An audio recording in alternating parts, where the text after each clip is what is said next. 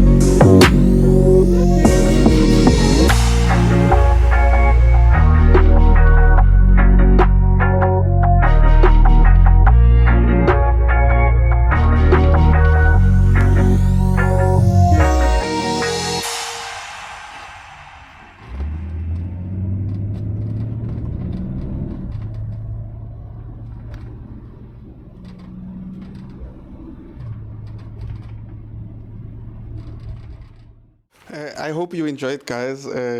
Yes, I had a nice trip with this car. I enjoyed it, and it will be up for sale soon. I'll see if I can try to sort the electrical stuff, but if I don't have time, I'm gonna sell it as is. But the car is fairly driving very nice. I enjoyed it. I've never driven this shape before. It's my first time driving it, and comfort that, you know, back then BMW was the best. And thank you for watching, guys, and hope to see you on the next upload. My name is Davis Mokomo. Ke rekisa dikoloi.